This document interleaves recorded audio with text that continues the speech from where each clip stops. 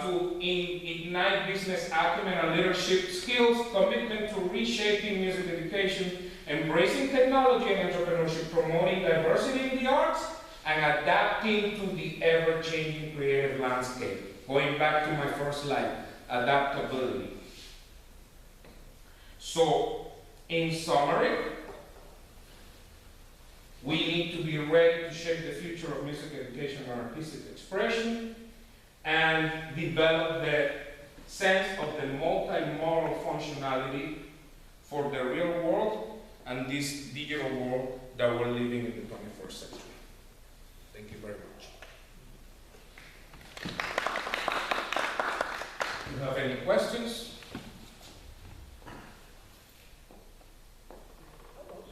Yes, your book on trombone and practicing. As I haven't read it yet, so what things in that book apply to the entrepreneurial spirit that you're talking about in this presentation? Part of the entrepreneurial spirit here is the self-discovery. You need to make sure that you know what you're capable of, and at the same time know what our weaknesses are. Why? Because that way we can work on bringing those weaknesses up to the level of our strength. That has always been my goal. So the book talks about not focusing your practice on the things that you know how to do, but the things that you don't know how to do, or discover the things that you thought you were not able to do, and bring them up to the level.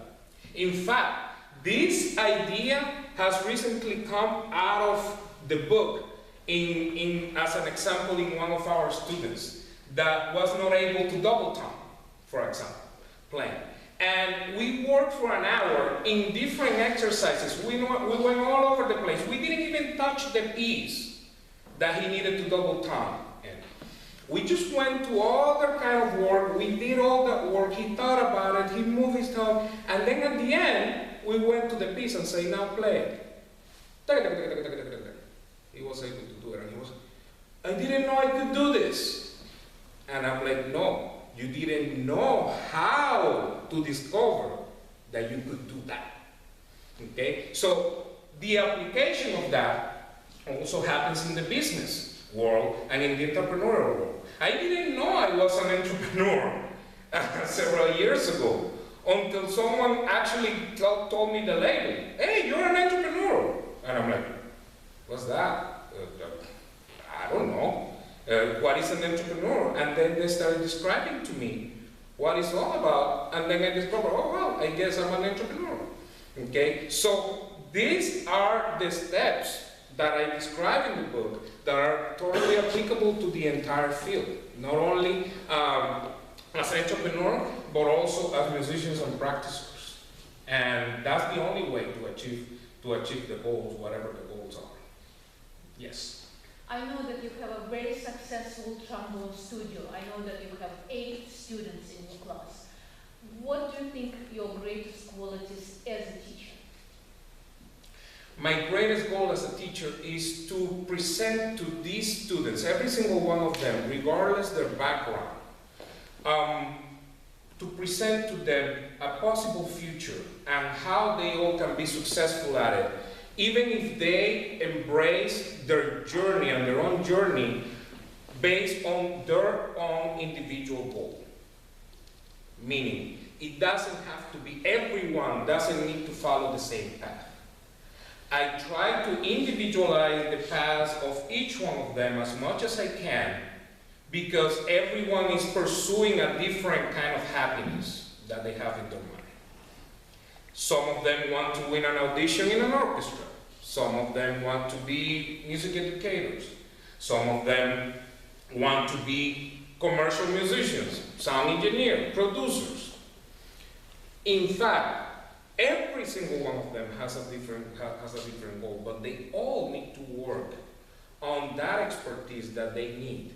And the trombone studio basically brings all these ideas together. How do I apply that? Well, if you become a music educator, for example, and you become a band director, okay? How are you going to ask or expect the best sound of your band if you don't know how to produce a good sound. You know, it's something that you need to work on. How do you expect your students to fulfill with your assignments? For example, practice your scales, and you don't know your minor scales. You know, the whole idea is to give to your field the best of you. And the best way to develop the best of you is by working individually on your own expertise and become the best that you can at what you do. Those that are not performance majors, for example, I'm not expecting them to be the next Joe Alessi, okay? But they have to be the best. Let's say his name is Johnny Willis. I want them to be the best Johnny Willis in the world. That doesn't matter the entity that they work for or where they work for. They are known for who they are and not the background of the institution. You know how many times I have asked the students, you know, what is the best program in this area? And they say, this school. And I'm like, okay, great. Who is the band director in that school? I don't know. Who is the jazz band director in that school? I don't know. Who is the string director in the school? I don't know. But you know the school is great. So is the school great because of the building or because of the people that work in there? And you don't know their names, you know? So that is when I teach them, okay, I'm gonna take an example of one of my former teachers. Who's Gary Green? They know. Even though Gary Green has retired from the University of Miami already for 4 or 5 years, people still know who Gary Green is. They don't have to say, Gary Green, the director of bands at the university. No, it's Gary Green. Joe Alessi is Joe Alessi. He doesn't need to say he's the principal trombonist of the New York Philharmonic. So my whole goal with them is that they become the individuals that people look for as professionals and a guidance in their respective fields. Regardless their background, regardless their goal. They need to be the best at what they do. To make it simple, I'm just going to say something that my dad encouraged me since I was a kid. I don't care if you become a potato seller, but you got to be the best potato seller. People need to come from other towns to your town to buy your potatoes. And if that day you don't have any crop, you don't have anything to sell, they leave empty-handed, waiting to come the next time to get your potatoes. And that is the whole idea behind all of us, to be the best product that they can be. Yes?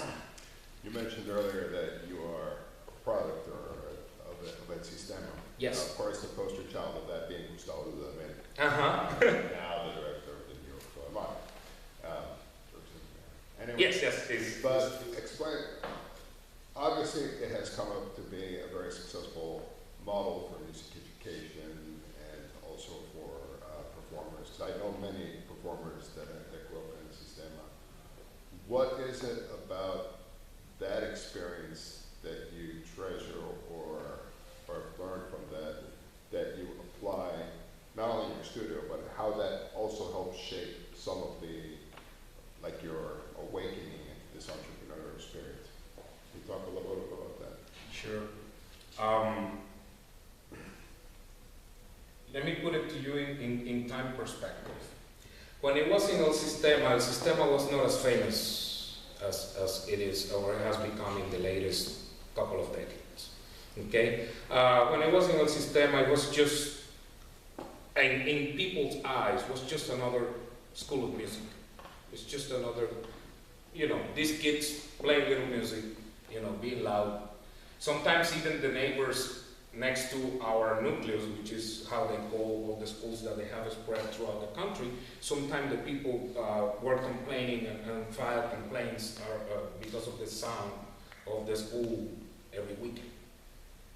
Sundays, Saturdays, didn't matter. We were all playing there all day long.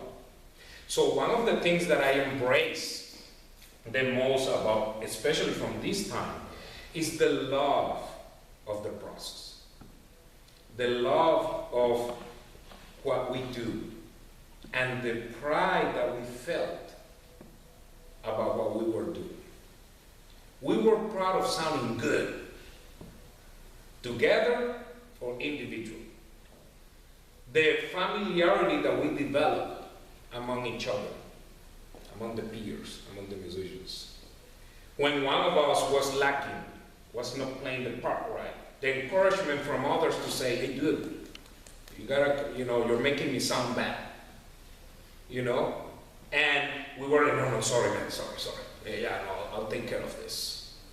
Okay? Sometimes even being discouraged by a teacher and the students taking care of you. Your friends. Come over here, I'll help you out. I actually brought that here, especially during my times in my undergrad. There are many friends of mine that are now college band directors, and I'm sure some of you know some of them, that when they were in undergrad, they were trombone players or so. And I sat with them to basically help them out, to come up with, better ways of practicing. That is when I started developing this whole teaching idea, and I discovered that I was kind of good at it. I'm like, yeah, I'm good at it, These guys are getting better and they're playing better. So, at the same time, within El Sistema, we have a philosophy in which we not always have a teacher for our instruments. Sometimes the economical situation hit the whole idea, and the nucleus, the school, doesn't have the funds to bring the teachers that they need. So for a while I was a teenager, I didn't have a trombone professor for 2 or 3 years. And it was during that time that my curiosity got ignited, and I was like, well, if the mountain doesn't come to me, I have to go to the mountain. And I started looking for alternatives. The National Symphony used to come to my town twice a year because their founder happened to be born in my hometown. And that was a great opportunity to listen to a high-level orchestra live. But I was very shy. I was a very shy kid. I'm still shy today. I'm actually shocked I'm here doing this. I'd rather 10 times, hey, you need to play 2 recitals today? Yeah, I'll do that, as long as I don't have to talk. Okay? So, let me tell you, there's a lot going on right now in here. But anyways, it was during this time, I had a cousin, he passed away, played cello, passed away very young, he had heart problems. And, but he was very extrovert, he was the total opposite. And he used to mingle with the musicians when they were having lunch. And he was like, can you introduce you to the trombone? I'm like, no, man, I don't want to do that. Let me introduce you to them. So he just introduced me and threw me there.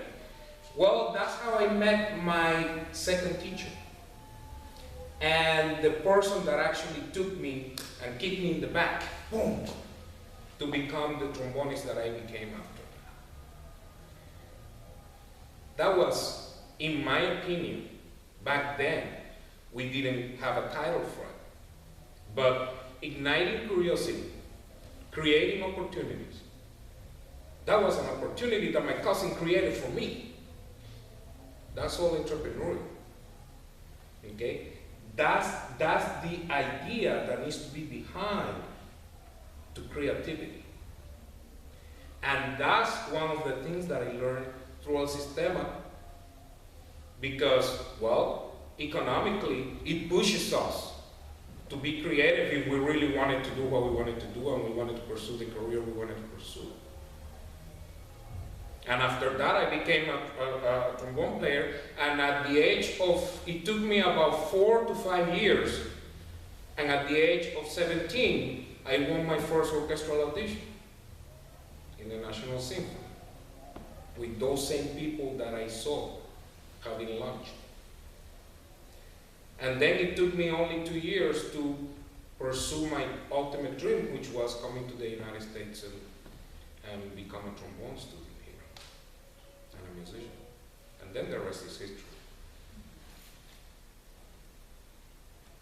Yeah, I guess, I'm sorry, No. just to couple on that, because one of the things, or at least one of the traits I've seen from By the way, Ludo now playing the same youth orchestra with me. He played violin and I was playing but one of the things I've noticed a lot of musicians that came to the Sistema, and kind of what I most admired about the Sistema was that, yes, it was a thorough classical music education, while at the same time supporting, promoting traditional folk music from Venezuela, and bridging the line that no music is better than the other. So, I mean, one of the most admirable things I've seen of that is the complete fluidity of, it's not that this is one music and its approach and this is another music's approach. It's that all music is approached, you know, and to develop a professional musician. And I've seen that, and I've seen that obviously in you, but I've seen that as a common trait of many of the people that great. I'm very happy you mentioned that, because the reason I did not mention that commercial side is because I did not learn that commercial side within El Sistema. We're talking about two different systems, Right. pre and post, okay? At the time I was in El Sistema, it was strictly classical, strictly orchestral. Commercial music was forbidden, okay? And at the same time, I made the audition behind their back. I went and auditioned to what became a very famous salsa band, teenage salsa band called Salserín. And we became famous all over Latin America and all over the place. We had a TV show, and through the TV show, they discovered that I was playing on that. It was there. The director, Jose Antonio, is in heaven now, hopefully. He he called me to the office. And he was like, my dear, what is a trombonist of your caliber playing that little music? And I'm like, oh God, someone told him, you know? Because, well, the show was showing up everywhere, you know? And even though when I won my first orchestral audition, I quit the salsa band and to dedicate to the orchestra. And I told them, well, you know, I'm a musician. And I want to explore beyond just sitting and playing Tchaikovsky. You know, I want to play other stuff, and I like other stuff. And have you heard how salsa is being played now? You know, and he kind of shocked because of that question. I was like, have you heard what's going on? Have you heard of the changes? By the time I was playing in this salsa band, I'm talking about the 90s, okay? Salsa has changed completely. It has acquired a trombone playing from the classical world and taken it into this new salsa style called romantic salsa. They hire all these trombone students, Latino trombone students at the Indiana University in Berkeley, and some of those names you know them now as very famous trombonists, you know, Domingo Pagliuca, Jaime Morales, and all these people, Luis Fred. They were the young students back then, 21, 22, whatever, and they were hired to play this new style because they wanted to have that classical sound into the salsa sound. And that is when this whole thing was created. And that attracted a whole generation, including me. You know, all the teenage generation that we were like, man, that sounds really good. And I have to practice for that. Because of the love of practice. We measure things by the level of practice we needed to do for that. So I'm like, no, that really requires something. So that was my answer to him. I said, have you heard what's going on? And I'm glad that a few years after, in 2005, I went back for a couple of months, and he asked me to put together a jazz band for the visit of Wynton Marsalis. And that's how the jazz program started within El Sistema. And from that jazz program, everything else started after that. Or the commercial music, or the traditional music, and then they started embracing all the musicians regardless their background, because everybody was able to find an opportunity within El Sistema now that went beyond orchestral music. And, you know,